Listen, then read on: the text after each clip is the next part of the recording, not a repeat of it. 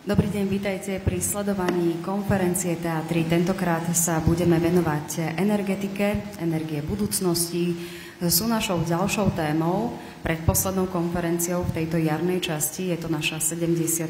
už druhá konferencia. A táto energetická téma odznela už niekoľkokrát na našich konferenciách. Dnes budeme v nej pokračovať. Budeme sa rozprávať o inováciách v rámci energetiky, o obnoviteľných zdrojoch.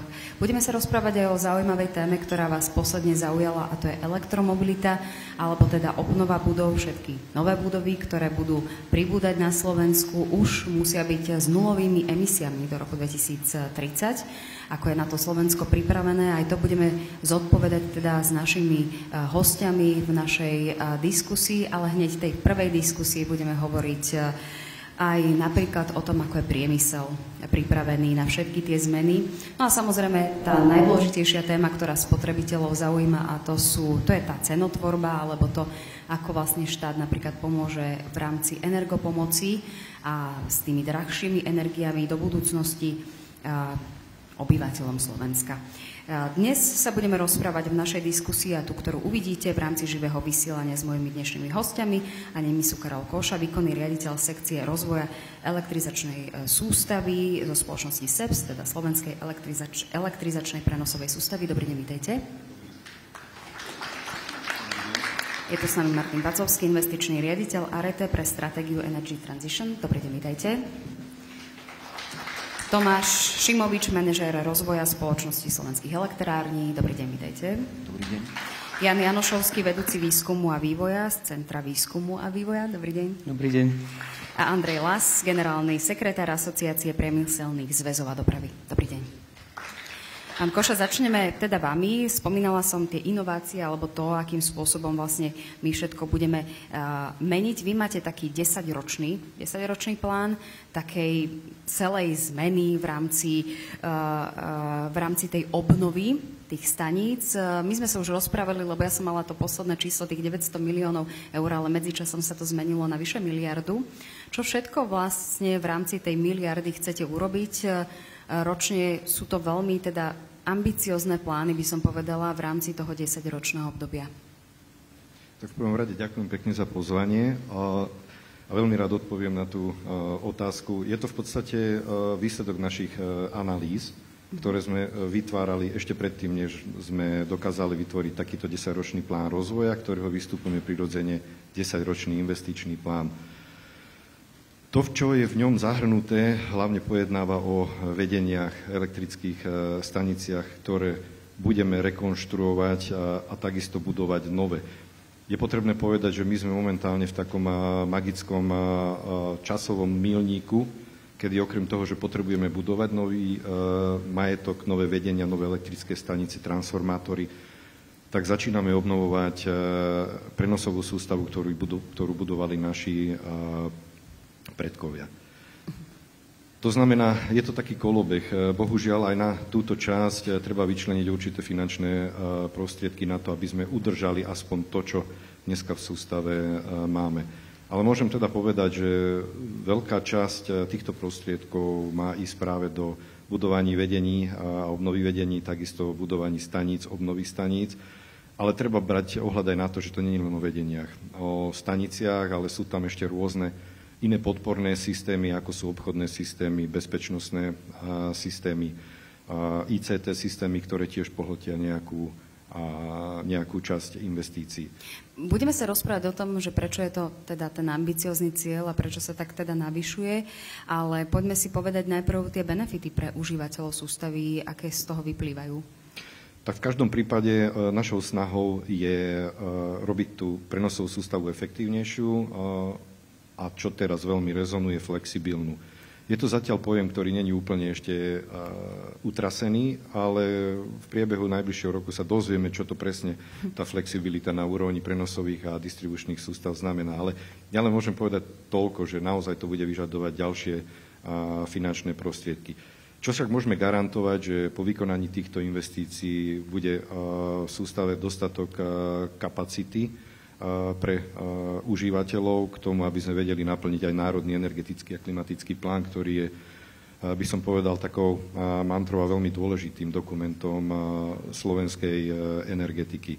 Takže sme pripravení budovať spolupráci s distribučnými spoločnosťami, elektrickú infraštruktúru a poskytnúť teda tie služby našim užívateľom. To, že ako sa nám to podarí, v akom časovom horizonte uvidíme, keď rozložíme tú miliardu na 10 rokov, je to približne 100 miliónov aj niečo.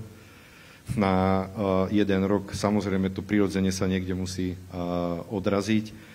Budeme sa snažiť to robiť naozaj tak, aby sme tie prevádzkové náklady minimálne udržali na tej úrovni, ktoré máme momentálne, ale keďže bude pribúdať majetok, chceme mať smartifikované sústavy, to znamená, náš majetok bude narastať a o ten sa treba starať.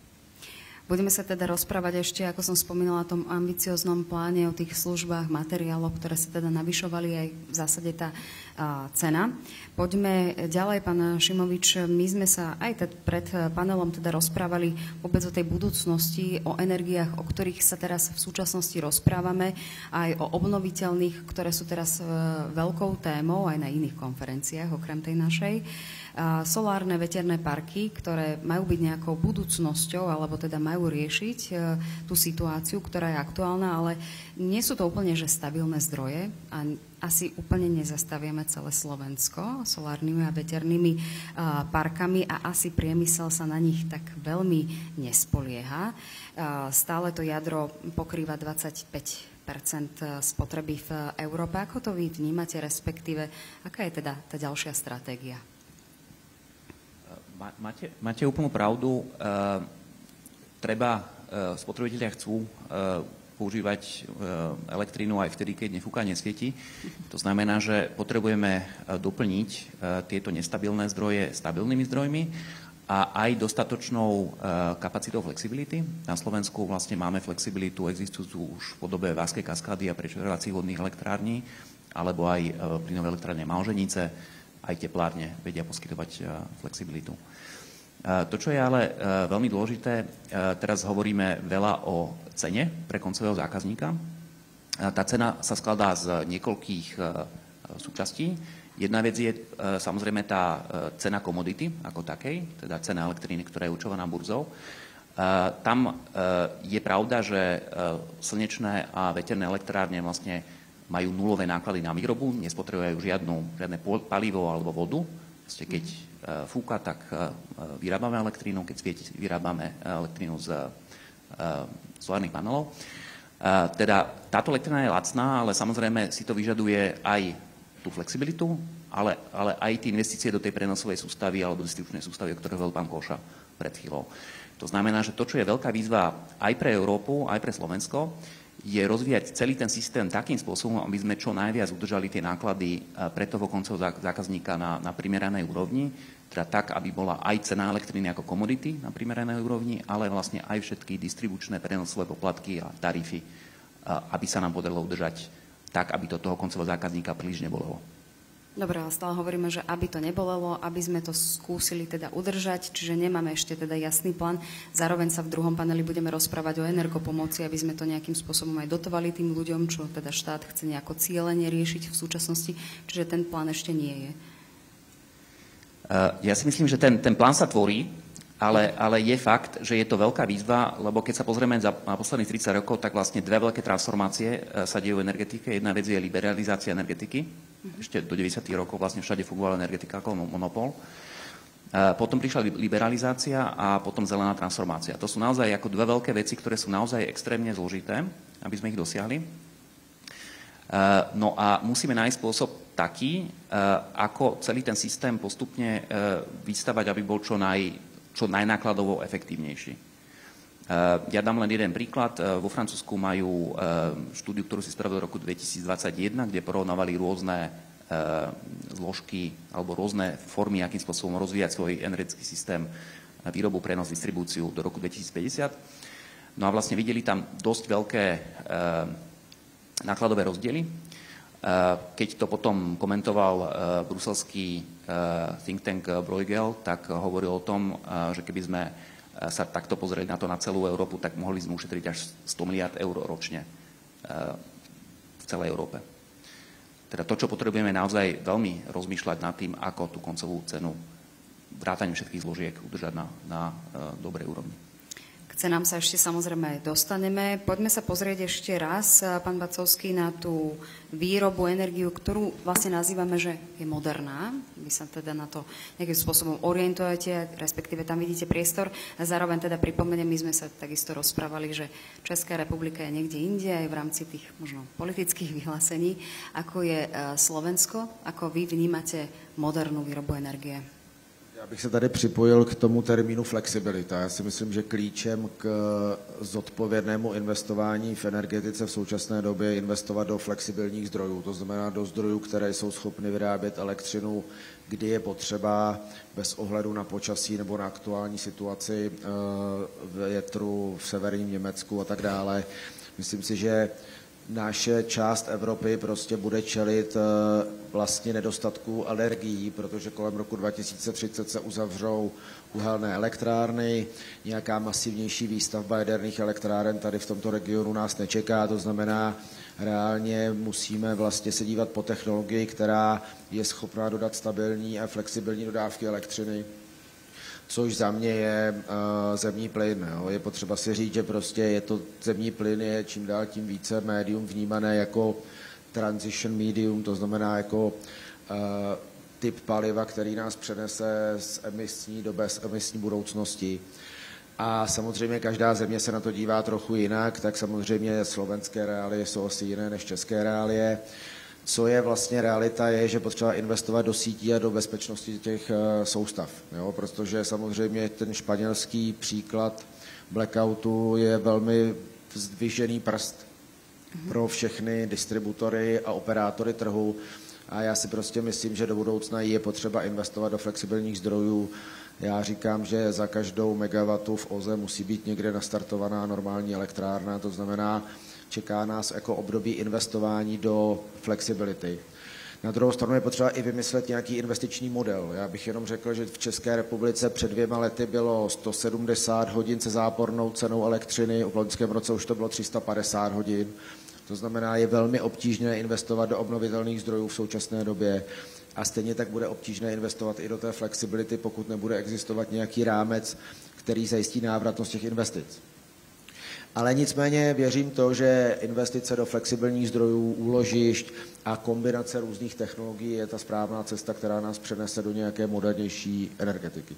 Ďakujem pekne, pán Las, aj to, čo ste si vypočuli a zároveň, ako som spomínala hneď v úvode, budeme zaujímať ten priemysel, o ktorom sme sa teda rozprávali a tých priemyselných podnikov, ktoré teda pod vás patria. Či sú slovenské podniky konkurencieschopné, pretože toto slovíčko sa najčastejšie používa, hlavne v rámci tejto témy z pohľadu cien energií, a ktoré viac a ktoré možno teda na Slovensku aj menej, respektíve najmenej. Tak ďakujem veľmi pekne za pozvanie. Ja by som ešte možno predtým skúsil naviazať na kolegov. No, je pravda, že v Európe máme nejakú reformu veľkú, ktorá sa nazýva Green Deal. Green Deal dvoma vetami, možno, že to poviem úplne laicky, znamená, že čo môžete, to prepnite na elektriku. Či to sú auta, či to je výroba, či to sú PC, proste choďte na elektriku a tú elektriku ideálne vyrábajte bezemisne. Takto zjednodušene by som ja ten Green Deal tomu rozumel. No a teraz samozrejme Slovensko má relatívne dobrý energetický mix. My máme nejakých 55% z jadra, potom následuje voda, myslím OZE a celkovo až 80% elektriny sa vyrába vlastne bezemisne. Až na to, že už to tu kolegovia naznačili, že tá bezemisná, napríklad solárna energia je lacná a jadrová elektrina je tiež relatívne lacná na výrobu, ale my nemáme žiaden model, ako by slovenský priemysel dokázal z tejto lacnej elektriky akože benefitovať. Hej? My to kupujeme za cenu, ako keby to bola uholná elektrika, teda úplne čierna, zaťažená emisnými povolenkami, pretože cenu elektriky a priori určuje najšpinavší zdroj zaradený v sieti. Takže je fajn, že vyrobíme v solári zadarmo, pretože svieti slnko, a na druhú stranu ten spotrebiteľ si to kúpi za plnú cenu, tak ako keby to bolo z uhlovej elektrárne. No a tam potom samozrejme máme ten, pokiaľ sa nebavíme samozrejme o nejakých ostrovných riešeniach v rámci tých fabrík a podobne. No a tam potom samozrejme naražame na to, že ten priemysel je konkurencieschopný podľa toho, aký je to typ priemyslu. V takých automobilkách náklady na energie sú 3-4%. v takých chemičkách, hutiach, hliníkárniach je to 40 až 60%, takže závisí od toho, že koľko vlastne tie náklady na energiu v tom jednotlivej fabrike sú. No a potom máme samozrejme akože nákladový problém, ale nie len konkurencieschopnosti my versus Amerika alebo Ázia, kde sú teda násobne lacnejšie tie elektriky, ale aj v rámci únie. A keď napríklad Francúzi majú vytvorený model, že časť jadrovej elektriny presúvajú do vysokoenergetického priemyslu za cenu tej jadrovej elektriny, tak samozrejme u nás ten vysokoenergetický priemysel ako hliníkáren začína mať problém, pretože jeho štartovacia čiara tej cen energie je úplne niekde inde ako napríklad v tom Francúzsku. Takže aby som nerozprával dlho, vo všeobecnosti, ak by sa malo z pohľadu energií podnikom dariť, tak potrebujeme tie energie zlacnieť. No dobré, to je otázka. Hádam ju vyriešime na tejto konferencii, ako znížiť tie ceny. Tak predpokladám, že prídete s riešeniami. Nech sa páči ešte otázka na vás, pán Lac. No tak tých riešení samozrejme je veľa, väčšinou sú náročné, niektoré sú až absurdné. Čo by určite pomohlo je zrušiť systém emisných povoleniek, čo by vyrovnalo ceny energií v Európe. Keď nie, možno tlačiť na štát, aby rokoval z Európskou úniou na zmenu toho algoritmu výpočtu. A teda, aby sa to nepočítalo podľa najšpinavšieho zdroja, aby sme na Slovensku, ktorý má bezemisné zdroje energie, reálne vedeli z toho nejakým spôsobom benefitovať. Keď nie, prichádza na úvahu ten francúzsky model, že časť výroby z jadra presmerovať do našeho priemyslu, čo samozrejme narazíme na problém, že nemáme tie jadrovky v štátnych rukách, ako Francúzi. A na druhú stranu máme gabčíkov vo štátnych rukách a tam tiež je určitá časť elektrickej energie, ktorá sa vyrába, ktorá by sa teoreticky mohla bezemisne a lacno vyrobená elektrika použiť pre slovenské podniky. No alebo potom uvažovať nad tým, že tie dotácie, ktoré sme dneska dávali obyvateľstvu, skúsiť presmerovať do priemyslu a do výstavby OZE, alebo pomerne veľké miliardy išli na reguláciu cien energií pre domácnosti a mohli by sa napríklad podporiť tie zelené zdroje z týchto energií. To je nemecký model, tak to robia Nemci, aby mali obyvateľia drahšiu energiu a boli motivovaní zateplovať a používať teplné čerpadlá a priemysel je podporovaný, aby vôbec bol schopný vyrábať. A aby som nebol úplne proti všetkým kolegom, úplne podporujeme niečo také, ako sú veľké štátne investície napríklad do prečerpávacích vodných elektrární, pretože v krajine, kde máme OZE a jadro, potrebujeme mať aj nejaké vyrovnávacie zdroje, ale toto sú veľké štátne investície, ktoré musia ísť vo verejnom záujme, pretože samozrejme nikto ich nechce z obyvateľstva a štát by mal povedať, že ak teda budujeme ďalšiu jadrovku, tak k tomu musíme vybudovať ďalšiu prečerpávačku, je to verejný záujem a takto sa to spraví. Tak mám pocit, že na Slovensku sme stále za každým pred voľbami, takže toto sú nepriechodné veci, ktoré hovoríte. A aby sme teda nejakým spôsobom kopírovali Nemecko, ale možno sa to raz nejakým spôsobom zmení. Pán Janošovský, ako vy vnímate aj tie obnoviteľné zdroje a to, akým spôsobom aj ten Green Deal sme tu teda spomínali, ale ten trošku ide teda do úzadia, všetky tie opatrenia sa trošičku posúvajú teda v čase, takže nie je asi až taký tlak na to, aby sa riešili tieto zelené investície. Je to pravda, aj nie je to pravda. Ako Green Deal je jeden z tých tlakov, ktorý existuje, ale máme ďalšie legislatívne nástroje. Niektoré tlačia na dopravu, niektoré tlačia na priemysel ako Clean Industrial Deal. Čiže je toho viac, ale správne je pomenovaný ten dôvod, že preto, o čom sa tu bavíme teraz, o tých OZE, to je práve tlak na tú dekarbonizáciu, preto musíme riešiť odolné siete, preto musíme riešiť spotrebu v priemysle. Čo tu možno nezaznelo je nielen flexibilita výroby, ale aj flexibilita spotreby. Priemysel vie inštalovať zdroje, ktoré v čase, keď je elektrina lacná, čistá, tak si ju zoberie.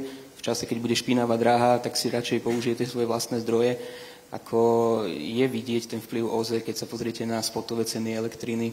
13. mája, tuším, bola na obed za 5 €, večer za 300 € a s týmto 60-násobným rozdielom by vedel priemysel pracovať, vedel by z toho ťažiť. Existujú podporné služby, cez ktoré by vedel vlastne budovať si nové ekonomické zdroje na to, aby ďalej dekarbonizoval. Ďakujem veľmi pekne. V tejto chvíli budeme teda končiť v rámci nášho živého vysielania našu diskusiu. Budeme v nej ale počas ešte dnešného dňa pokračovať a teda tie všetky zaujímavosti budeme aj našim divákom a teda vám sprostredkovávať počas celého vysielania v rámci spravodajskej televízie TA3. Zároveň budeme aj prispievať teda rôznymi článkami na náš web teatri.com, kde sa môžete dozvedieť viac o tejto téme. Myslím si, že veľmi zaujímavá, pretože budeme pokračovať aj v ďalších tých cenách, ktoré sa teda týkajú vás. Budeme hovoriť o energopomoci, takže určite nás sledujte. A tú sumárnu reportáž z tohto celého dňa si môžete pozrieť v rámci hlavných správ o 18:30. V tejto chvíli vám ďakujem za pozornosť. Majte sa pekne a dovidenia.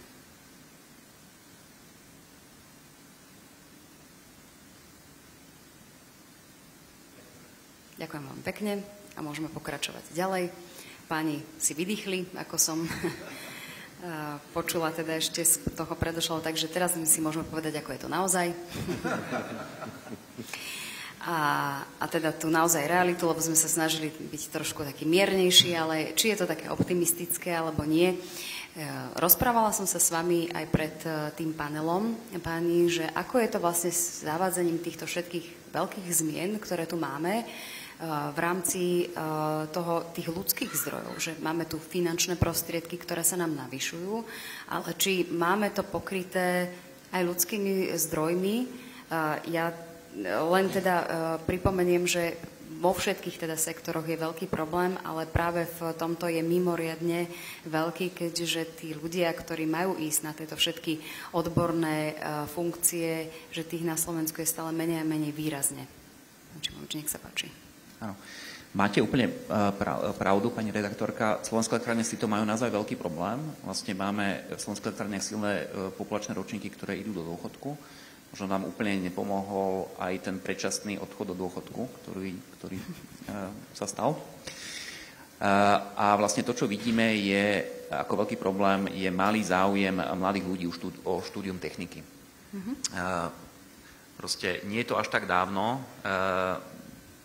Jadrovú fyziku končilo na STU veľa ľudí. Teraz sú to naozaj jednotky študentov a možnosti... Ja teda len dodám, za socializmu končilo jadrovú fyziku ročne 80 až 90 inžinierov, dnes je to 5 až 6 a reálne máte ročne jedného. Áno, reálne máme... Ktorý prejde psychologickými testami, ako som sa dozvedela. Presne tak, pretože tie nároky na ľudí, ktorí pracujú v tých jadrových elektrárniach, sú naozaj veľmi vysoké. Ja si myslím, že nikto nechce, aby... Tak, ale to som vám hovorila ako ponuku, že znížte tie nároky. To samozrejme nechceme ani my, ani vy, pretože chcete kvalifikovaného šoféra jadrovej elektrárne, keď to poviem takto ľudovo. To znamená, že naozaj tie nároky sú vysoké, tie nároky tí kandidáti musia splňať.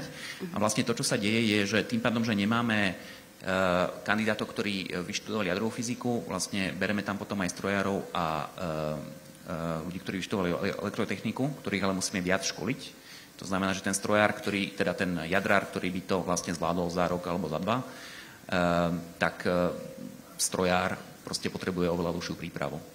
A je to naozaj problém. Ten problém vlastne nastáva už na strednej škole.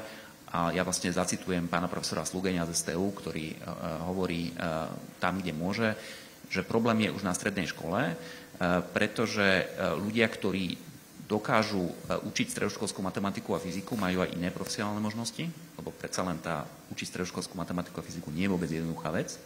Oni sa vedia uplatniť aj inde. No a tým pádom, že vlastne nevieme podať tým študentom tú matematiku a fyziku dostatočne pútavo, tak potom sa to zdá tým stredoškolákom ťažké a skôr idú na ľahšie školy. Ja som tiež študoval technickú kybernetiku a môžem vám povedať, že naozaj to nebolo akože ľahké. A ako nedivím sa tomu, že študenti sa boja týchto technických oborov, ale možno si úplne neuvedomujú, aké možnosti im to dáva. A už len teda posledná poznámka, to, čo sa my tým pádom, že vidíme naozaj ako veľký problém pre nás, ako pre veľkú firmu Slovenská elektrárne. Budeme sa snažiť podporiť výučbu matematiky a fyziky a myslím si, že bude okolo toho nejaká komunikácia aký program sa vlastne chystá pre stredoškolských učiteľov matematiky a fyziky. Pán Koša, my sme sa teda, spomínala som, že sa ešte k tomu vrátime, že nie len tie ľudské teda zdroje, ale tie financie, ktoré sa vám navyšujú. Z tých 900 miliónov, ktoré ste komunikovali, vyše miliarda a vyše teda 100 miliónov eur ročne. Vy ste tam spomínali tie materiály, ktoré sú teda výrazne drahšie služby. Čiže toto, čo hovoríte v súčasnosti, tento plán je veľmi ambiciózny, ktorý sa nemusí kvôli týmto všetkým faktorom v budúcnosti v rámci tých inovácií a teda modernizácie naplniť? Áno, je to tak. V podstate ten investičný plán, ktorý sme vyskladali, má ešte dobeh z toho minulého obdobia. Všetky tieto fenomény postupne budú zapracovávané.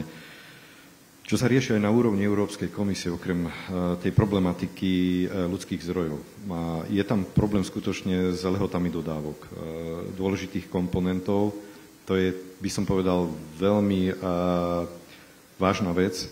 Samozrejme, potom je tam aj obstarávanie, ktoré sa takisto rieši, pretože veľakrát to predĺžuje lehotu budovania zariadení.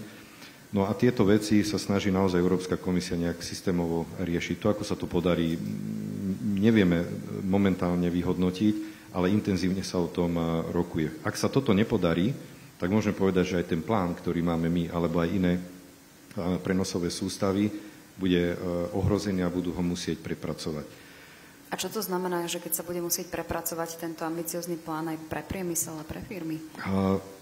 Takto, možno, že v tých prvých rokoch nebudeme schopní dosahovať tie priemerné náklady, o ktorých som hovoril, že je to približne 100 miliónov, pretože naozaj na to bude treba prispôsobiť či už obstarávanie, či už dodávateľský reťazec, možno nejakým spôsobom ináč nakupovať tie materiály a služby, ale potom nás to počká v tých ďalších rokoch. To znamená, je to taký systém buldozera, ktorý to potlačí na neskôršie roky. Je dosť možné, že potom v tých niektorých rokoch neskôr tie náklady budú vyššie. Čo to ale bude znamenať potom pre priemysel, pre užívateľov sústavy?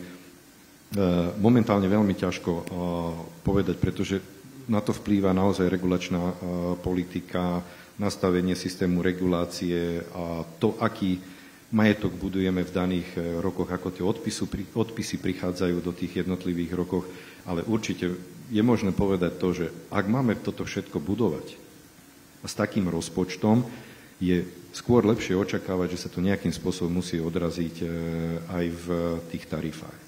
To, že kedy, ako, to naozaj bude závisieť od našej šikovnosti, od šikovnosti regulačného úradu, čo všetko sa nám podarí v daných rokoch vybudovať, ale toto je skutočne fakt. Toto nás čaká a čo môžem povedať, že nie je to len o tom, že by sme chceli viacej vybudovať, za to ten investičný plán narastol, ale je to aj kvôli tomu, že naozaj tie ceny tých dodávok po covide, po ruskej invázie vystúpali hore.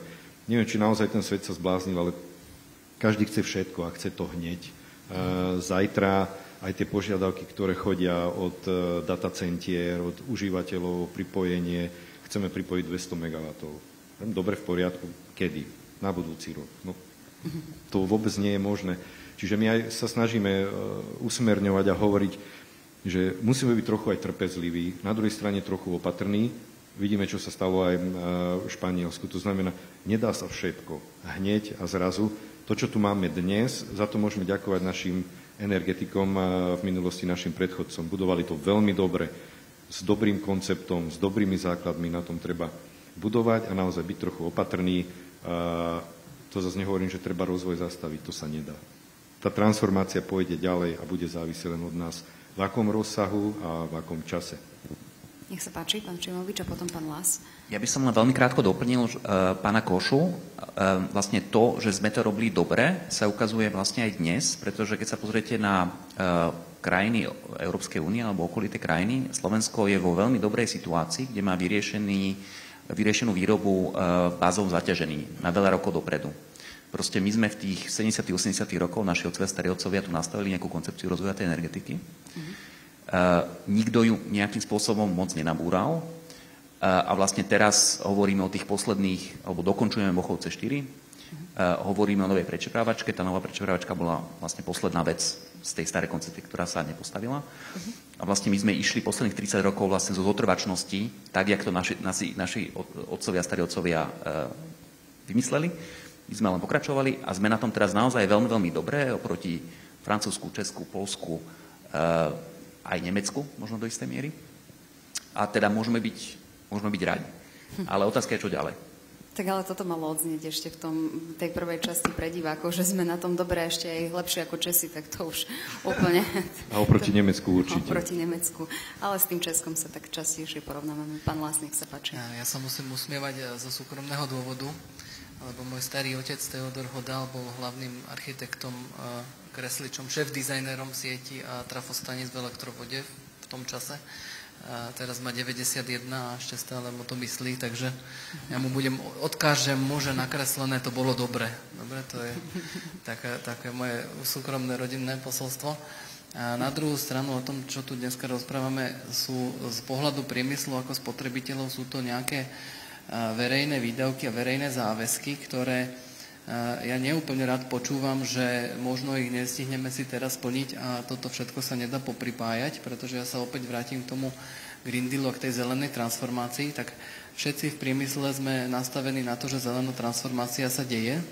Máme automobilky, ktoré prechádzajú na elektromobily, máme výroby, ktoré prechádzajú na elektrické kotle a rôzne ďalšie elektrické inštalácie treba robiť.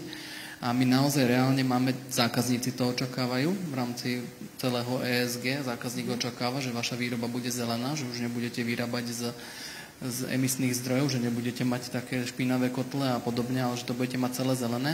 Naozaj to zákazník očakáva? Zákazník to očakáva, áno, pretože jemu to vstupuje do všetkých tých ESG reportov, to znamená, že ak on od vás odobere tovar, je pre ňo veľký rozdiel, či ten tovar bol vyrobený s emisiou alebo bez emisie. Ak bol s emisiou, jemu to samému kazí ten report a dostáva sa k väčším, alebo teda k horším peniazom, ako by sa dostával, keby to mal zelené. Dneska reálne zákazníci chcú, aby výroba bola zelená, ESG. Ale pri zachovaní ceny? No, dobre. A až na to, že čo sa my stretávame teda na Slovensku, mohol by som menovať firmy, ktoré majú aj peniaze, aj investície na to, aby si išli prerobiť teda výrobu na zelenú a to, čo im chýba, je fakt veľký a hrubý kábel až do fabriky, aby si mohli napríklad tieto elektrické kotle naštartovať. A možno ešte lepšie sa to vníma na tej elektromobilite. Tak automobilky povedali, dobre, do 35. roku budeme dávať von iba elektrické autá. A dneska sú pokutované za to, že zákazník sa bojí kúpiť to elektrické auto, pretože nevie, ako sa dostane z Bratislavy do Košíc.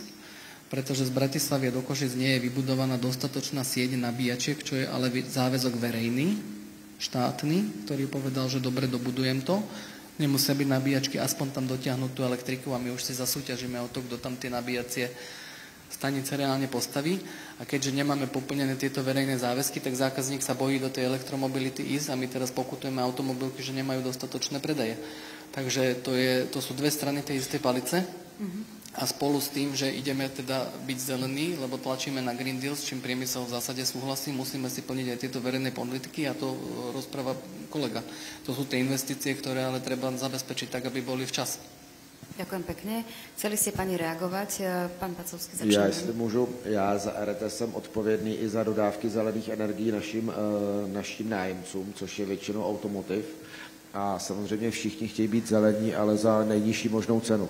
To znamená, myslím si, že jako taková mantra, že zákazníci chtějí zelené výrobky a bezemisní výrobky, je možná nějaké jako public relations Green Dealu, ale prostě reálně aspoň ti nákupčí energií, se kterými já mluvím, chtějí zelenou, ale nejlevnější možnou elektřinu. Jo? A ještě spolehlivou navíc. Jo? To znamená, jako fotovoltaika na střeše je fajn, ale vy musíte prostě vyrábět 24/7 nebo minimálně 1-2 směny za konkurenceschopnou cenu.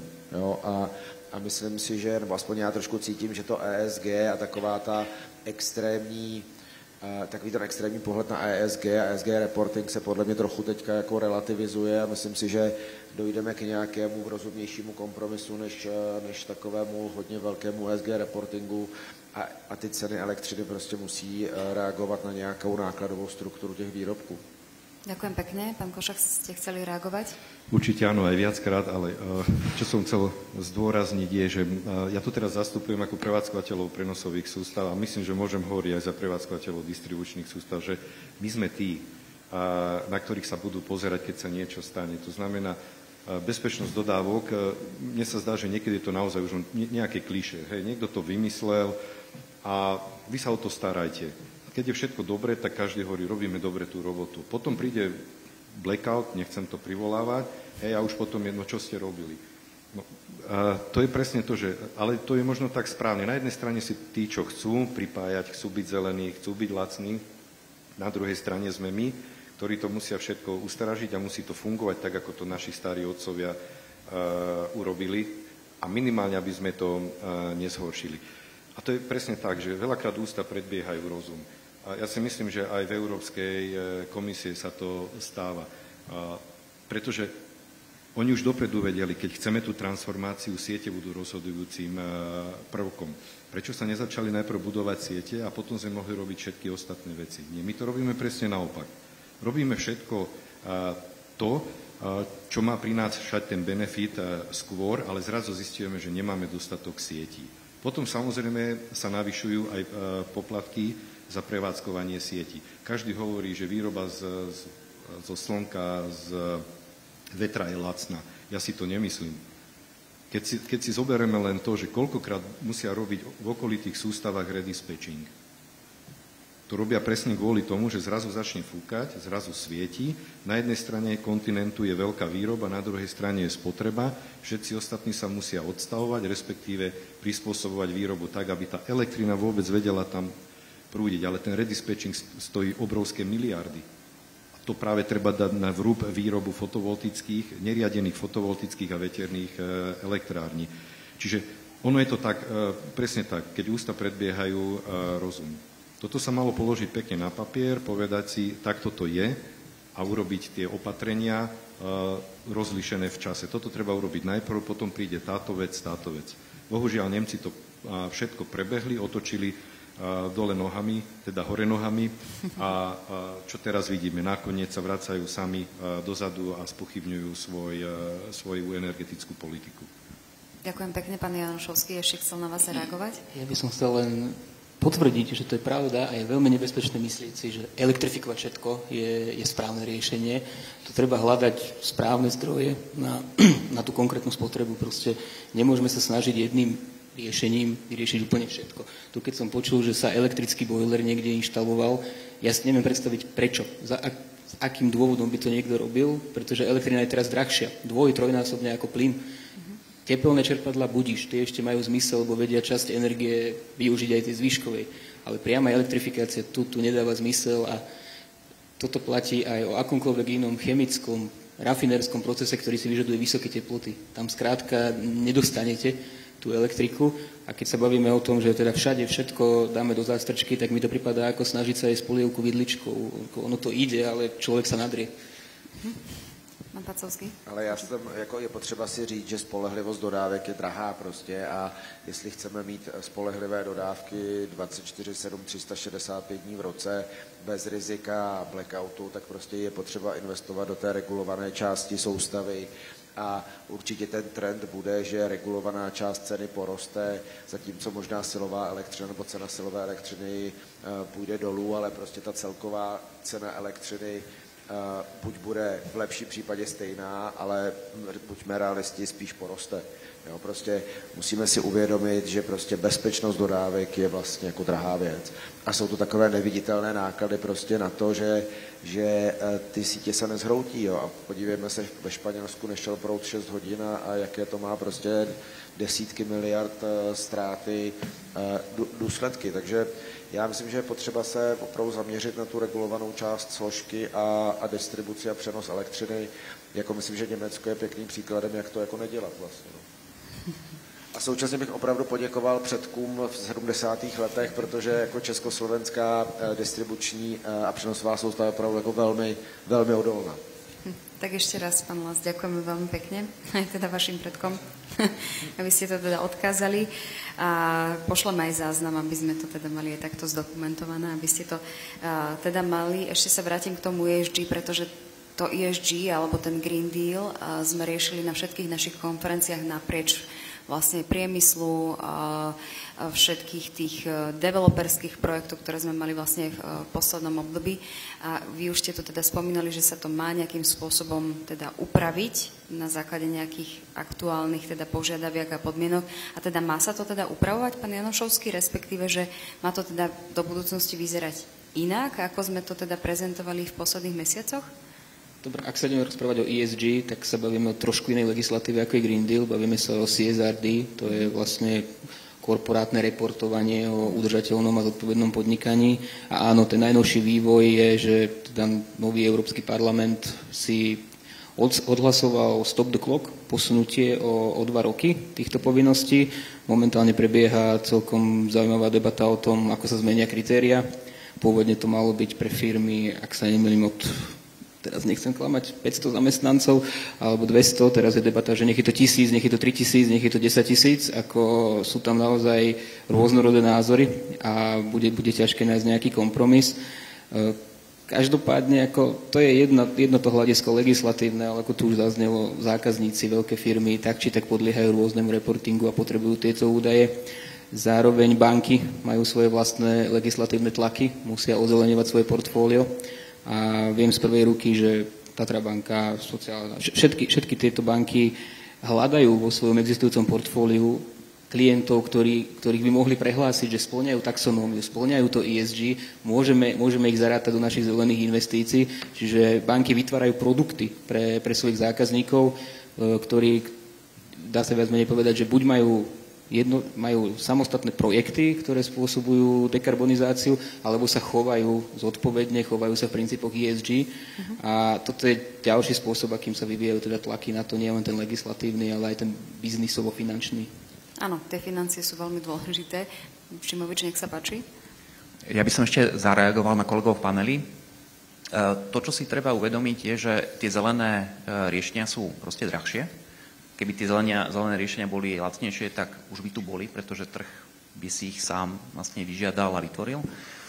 No a ja by som všetkým odporúčal, tí, ktorí to ešte nečítali, staršiu knihu od Billa Gatesa How to Avoid a Climate Disaster. A tam práve on o tom hovorí o týchto drahších riešeniach, to znamená, že hovorí o green premiums. A to, čo je dôležité, je, aby sa znižovali tieto green premiums, alebo ten rozdiel medzi tými zelenými riešeniami a tými špinavými riešeniami. Pretože samozrejme chceme tie zelené riešenia, ale podľa mňa nie je to za akúkoľvek cenu. A v tom ja aj vidím, keď to veľmi zjednodušíme, ten obrad na strane Európskej únie, že proste do Green Dealu sa išlo s tým, možno nie úplne s pochopením všetkých dôsledkov. Asi si nemysleli úradníci v Bruseli, že to bude tak komplikované, tak dlhé, tak drahé. Teraz si postupne uvedomujeme, že Európa stráca kompetitivitu a potrebujeme k tomu pristúpiť trošku pragmatickejšie.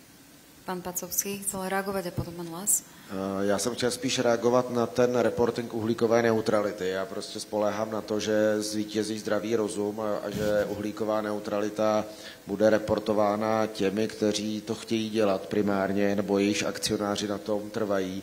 Ale je vidět i taková ta vlna ze Spojených států, jo, že takové to jako ESG šílenství typu nezajímá nás výnos, zajímá nás uhlíková stopa našich investic, takže i ta atmosféra se mění. Prostě investoři chtějí vydělávat peníze primárně a takové to, jak třeba na mě v mém bankovnictví vyskakovalo, jestli preferuji uhlíkovou neutralitu investic anebo výnos, je vidět, že se to trošku jako normalizuje. Jo? A myslím, že ten vítr prostě jde ze Spojených států, že ho historicky prostě BlackRock měl relativně vysokou prioritizaci uhlíkové neutrality, teďka postupně jakoby z toho ustupují. To znamená, já si myslím, že nastane doba, kdy se prostě vrátíme k tomu, že fajn, investujme do obnovitelných zdrojů a do uhlíkové neutrality, ale ne úplně na úkor všeho jiného.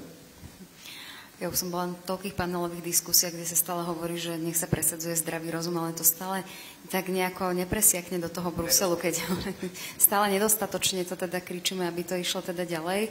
Pán Lask chcel reagovať, pán Janušovský potom neskôr, nech sa páči.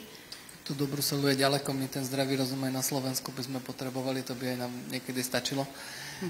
Ale chcel som povedať, že ja si myslím, že je úplne v poriadku, že ten zákazník požaduje zelené, najlacnejšie a spoľahlivé riešenia, že aké má požadovať, že drahé, nespoľahlivé a s emisnou stopou, že to je úplne prirodzené, že ten zákazník to chce zeleno a lacno a je samozrejme na tých dodávateľoch, aby ponúkli taký produkt, ktorý dokážu zabezpečiť v tej cene, ktorú dokážu zabezpečiť.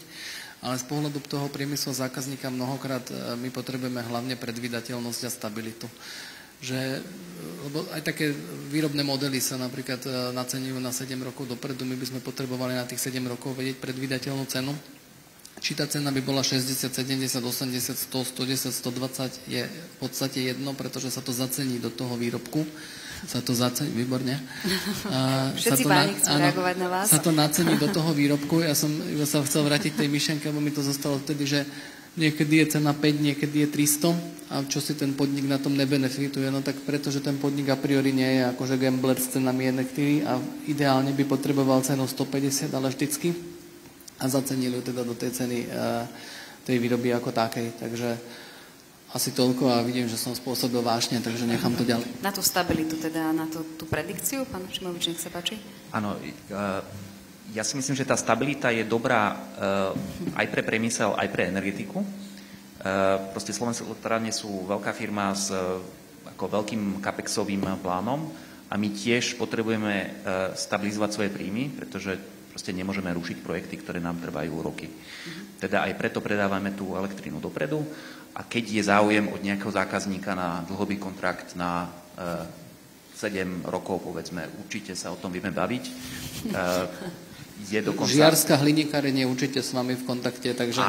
Áno, presne tak. Sú tesne pred rozbehom a čakajú na tú stabilnú cenu. Presne tak. Ja teda nemôžem hovoriť veľa detailov o týchto rokovaniach, ale áno, je istá hliníkareň, ktorú táto téma veľmi zaujíma, ale je to aj vlastne vec, ktorú vieme ponúknuť akémukoľvek inému zákazníkovi, pretože naozaj pre nás je dôležitá tá stabilita tých príjmov, aby sme vedeli zabezpečiť cash flow. Nás proste teraz čakajú veľké investície. Samozrejme, je dokončenie Mochoviec, ale aj tie idúce bloky si vyžadujú investície. Na to proste potrebujeme vedieť, koľko peňazí príde do firmy nasledujúce roky. A ešte len veľmi krátka poznámka. Samozrejme nás ale zaujíma aj predvídateľnosť cien elektriny do budúcnosti, keď máme ďalšie investície realizovať. Vlastne tá skúsenosť s tými mimochodcami je dosť traumatizujúca pre Slovenské elektrárne. Je asi jasné, že už žiadna veľká investícia v Európe nebude založená len na základe trhových cien. Určite Mochovce, v Slovenských elektrárniach asi Mochovce sú posledné. Ďakujem pekne. Páni, ešte ste chceli reagovat? Já jsem ještě chtěl říct, samozřejmě i v menším měřítku existuje nástroj, kterýmu se říká Power Purchase Agreement, což jsou PPA, což jsou dlouhodobé smlouvy. Já si myslím, že to je velmi jako nedoceněný nástroj, protože samozřejmě, kdyby průmyslové podniky vypisovaly tyto dlouhodobé kontrakty na výkup třeba zelené elektřiny od investorů do obnovitelných zdrojů, tak by to vlastně totálně změnilo ekonomiku i investovatelnost toho prostředí. Jo? To znamená, já třeba si myslím, že to je prostě nástroj, který může celkem elegantně, pokud bude v nějaké standardizované podobě, vlastně zjednodušit a zrychlit výstavu obnovitelných zdrojů a vlastně dá to nějakou stabilitu zákazníkům, ale i těm vlastníkům těch elektráren. A pán Koša, tiež ste chceli reagovať? Chcel, ale ste také pousmiali. Áno, lebo kopec vecí, čo som chcel povedať, tak v podstate povedali kolegovia, ale teda ja by som možno upozornil ešte na jeden taký dokument, a to je akčný plán Európskej komisie, ktorý hovorí o dostupnosti energií. To znamená, za aké ceny, čo predpokladajú a aké opatrenia chcú zaviesť na to, aby teda tá energia naozaj bola dostupná, či už pre domácnosti alebo pre podniky. A naozaj tam vymenovávajú problémy, s ktorými je potrebné sa vysporiadať, ale na druhej strane hneď sú tam už aj opatrenia, dokonca začlenené do jednotlivých časových horizontoch. A jedna taká vec je, na ktorú upozorňujú, že Európa nie je konkurencieschopná a ešte dlho nebude. Ak niečo nezmeníme, Porovnávali tam ceny z USA, s Japonskom, s Čínou a bohužiaľ Európa je oproti všetkým týmto trom rozhodujúcim ekonomikám drahšia. Čo teda chce urobiť? Ako opäť byť konkurencieschopnou, ale ešte predtým, než sa k tomu dopracujem, som chcel povedať to, že a koho to je vinou. To znamená, veď sami sme sa k tomu doviedli, že sme drahší, že nie sme konkurencieschopní. Máme tu Green Deal, máme všetko, ale to všetko stojí peniaze. Takže toto je teda výsledok. Dobre, ale hľadáme cestu, ako z toho von. Takže začali robiť analýzu tých jednotlivých účtov za elektrínu. Pozerali sa, kde ktorá zložka, ako v ktorých štátoch je výrazným spôsobom vyčnievajúca a zistili, že napríklad aj tie sieťové poplatky. Ale tie sieťové poplatky, neviem, či naozaj sú naozaj to zložkou, ktorú chceme riešiť. A to sa týka nášho biznisu ako TSO, DSO. A povedali, že chcú teda popracovať trošku na oveľa efektívnejších a progresívnejších tarifách. To znamená, aby ten dopyt po elektríne bol v časoch, naozaj keď nie je tá cena taká vysoká, to znamená, chcú to rozložiť nejakým spôsobom v rámci dňa tú spotrebu elektriny, aby prevádzkovateľia potom nemuseli budovať nové kapacity, čo sa zrejme niekto musí zaplatiť a väčšinou je to ten koncový spotrebiteľ. Či sa im to podarí alebo nie, ťažko povedať, ale v každom prípade je to jasný signál pre priemysel v EÚ, že nevieme byť konkurencieschopní a ešte chceme byť zelení, čo samozrejme zo sebou bude prinášať ďalšie navýšenie cien. Sú tu záporné ceny elektriny na trhu, akurát sme o nich hovorili, že koľko hodín v jednotlivých rokoch. Vidíme už aj teraz, že naozaj dosahujú historické hodnoty, zvyšuje sa počet hodín. Ja sa pýtam, je to naozaj to správne, alebo to, čo chceme od trhu s elektrinou? Pretože ak chceme niečo rozvíjať, toto naozaj není dobrý signál pre tých, čo chcú budovať výrobné zariadenia, flexibilné zariadenia. Niekto hovorí, že bude to trvať len chvíľu, kým prejdeme cez to prechodné obdobie, potom sa to zastabilizuje, ale aby výrobca platil za to, že niekto odoberie od neho elektrinu, nemyslím si, že toto je úplne správny prístup. Ďakujem pekne, pán Janošovský, vy ste ešte v tom predošlom chceli reagovať. Už bolo dávno. Tak prepáčte, môžem ale si chcela spomenúť som niečo vás iné. takto, ako bonusovo.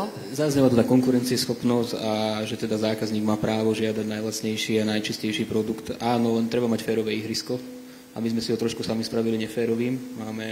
Máme množstvo takých nedotiahnutých riešení, ako také, čo mi napadá pri týchto energiách, je to, že keď síce platím za elektrínu, tí výrobcovia elektríny sú zapojení do ETS systému, oni museli uhradiť povolenky a koncový spotrebiteľ platí čiastočne v cene za tie povolenky. Keď si zoberie plyn, zatiaľ neplatí nikto za tie emisné povolenky, keď je to domácnosť. Príde EU ETS 2, kde budú aj tí, čo uvádzajú paliva na trh, platiť si emisné povolenky, takže tam dôjde k trošku vyrovnaniu, ale máme množstvo takýchto jemných, neférových situácií, ktoré favorizujú nejaké riešenie nie z fyzikálneho hľadiska, nie z ekonomického hľadiska, ale čisto z legislatívneho. Pán Čipovič, nech sa páči. Ja len veľmi rýchlu reakciu. Práve príkladom tohto je tá žiarska hliníkáreň, o ktorej sme už hovorili, kde vlastne dôsledkom nie úplne domyslenej politiky sme na Slovensku teda mali modernú, alebo teda máme, ale stojí modernú hliníkáreň, ktorá naozaj vyrábala hliník z bezemisnej elektriny, pretože z pohľadu emisnosti tá elektrina na Slovensku naozaj veľmi na tom dobre oproti iným krajinám. No a vlastne zavreli sme si ju na to, aby sme ten hliník dovážali mimo Európy z menej efektívnych hliníkární a ktoré používajú elektrínu z viac emisných zdrojov. To znamená, že to je podľa mňa taká naozaj prípadová štúdia, ako tie veci nerobiť a mali by sme sa z toho poučiť, presne aby takéto veci nenastávali. Pán Pacovský a potom pán Las. Já spíš jsem chtěl navázat na to EU ETS 2 a já trošku pořád ještě doufám, že se to buď posune, nebo ideálně úplně zruší. Protože to si myslím, že jako velký zásah do peněžek spotřebitelů, prostě je to vlastně dodatečná daň na palivo, na benzín, na malé domácí kotle a myslím si, že jakékoliv posunutí v čase je možná cesta, jak s těmi cenami za energie minimálně nespěchat tak rychle nahoru, ale třeba já osobně bych byl za úplné zrušení toho EU ETS 2. No. Ďakujem pekne. Pán Las? Ďakujem, toto musím, lebo sú emisné povolenky, to je taká téma, to mám rád. To sme si všimli hneď v úvode. Žiarska hliníkáreň je zavretá kvôli tomu, že v Európe majú nejaký zdravý rozum alebo rozum, ktorý použili a na Slovensku máme nejaký rozum, ktorý na to používame. Ona je technologicky veľmi kvalitná. Hej, vyrába hliník s uhlíkovou stopou 4 tony na tonu teda hliníka, 4 tony CO2 na tonu hliníka. Svetový priemer je 16, Ázia robí 20 tón CO2 na tonu hliníka. Mali sme naozaj jednu špičkovú fabriku. Zaťažíme výrobu, jej primárnu výrobu, aj výrobu elektriky emisnými povolenkami. Pokiaľ toto je v poriadku, Európska únia povie, že ale pozor, sú tu nejaké firmy, ktoré im bude hroziť tzv. Carbon leakage, že ktoré s týmito emisnými povolenkami nebudú schopné vyrábať a tým pádom asi budú musieť zavrieť a povie aj B, tak pre tieto firmy použijeme tie peniaze z environmentálneho fondu, vyzbierame všetky peniaze a tie peniaze, ktoré vyzbierame v environmentálnom fonde, použijeme na podporu cien pre vysokoenergetické priemysly, aby nám tie hliníkárne sme nemuseli zavrieť, aby teda neodišli za ten border do tej Ázie. Hej? A slovenská vláda na to povie, že dobre, aha, tuto je príjem miliarda, teraz je tam miliarda, neviem, pred 2 rokmi bola miliarda, keď sme protestovali pred úradom vlády do environmentálneho fondu. Ale peniaze už tam účtovne nechá a radšej ich minie niekde na dôchodky 13., 14., čokoľvek iné, nejaké iné výdavky vlády. Delta rozpočtu je 0, pretože tu pribudla miliarda, tam miliarda odbudla, dokopy to je 0, takže to dobre vyzerá. A hliníkáreň, ktorá je veľmi dobrý technologický projekt, je zavretá. To je to, čo som povedal, že my potrebujeme ten zdravý rozum aj na Slovensku mať. A nadviažem na to ETS 2. OK, tak ETS 2 zoberie emisné povolenky z rúk občanov. Doteraz sme sa bavili o priemysle, vyberali sme to od priemyslu, teraz to ideme vyberať od občanov, lebo doprava, lebo ubytovanie, lebo domy a tak ďalej. Základná otázka, ktorú si musí občan položiť, že kam tie peniaze pôjdu a na čo sa spotrebujú na Slovensku. Lebo nám sa môže stať, že my si ich síce povyberáme od tých občanov, ale vôbec ich nepoužijeme na zelené ciele, ani na zateplovanie, ani na OZE, ani na energiu, ale použijeme ich na iné priority vlády. A to sa potom bude občan čudovať a bude chápať, že prečo ten priemysel pred 3 rokmi kričal, že zobrali nám peniaze a nič nám z toho nevrátili. A to je riziko ETS 2 na Slovensku. V tejto diskusii, alebo teda to, akým spôsobom sa prerozdeľujú tie peniaze, môžete teda pokračovať po Tlsku. Počte, dnes ste tu len vychválení od rodiny, od vašich predkov až po vašu prezentáciu. Páni, budeme pokračovať v tejto diskusii, alebo aj tej energopomoci a tým ďalej, ako ste teda spomínali, aj v prerozdeľovaní tých peňazí v tom ďalšom našom druhom diskusnom paneli. Pre túto chvíľu ďakujem veľmi pekne, páni, že sme začali túto tému. Verím, že budeme v nej pokračovať aj v našich ďalších konferenciách. Minimálne ešte v tomto roku v novembri budeme mať takú veľkú energokonferenciu, kde to budeme opäť otvárať. Myslím si, že sa budeme v tejto téme ďalej posúvať. Mojimi hostiami boli Karol Kóša, výkonný riaditeľ sekcie rozvoja elektrizačnej sústavy zo Slovenskej elektronizačnej prenosovej sústavy. Ďakujem vám pekne. Martin Pacovský, investičný riaditeľ ARETE pre stratégiu Energy Transition. Ďakujem vám pekne. Tomáš Šimovič, manažér rozvoja spoločnosti Slovenskej elektrárne. Ďakujem. Jan Janošovský, vedúci výskumu a vývoja z Centra výskumu a vývoja. Ďakujem veľmi pekne. A Andrej Las, generálny sekretár Asociácie priemyselných zväzov a dopravy. Ďakujem pekne. Pani, ďakujem veľmi pekne za diskusiu. Po krátkej 15-minútovej prestávke pokračujeme v ďalšom diskusnom paneli a konkrétne sa teda budeme rozprávať o energopomoci. Ďakujem pekne.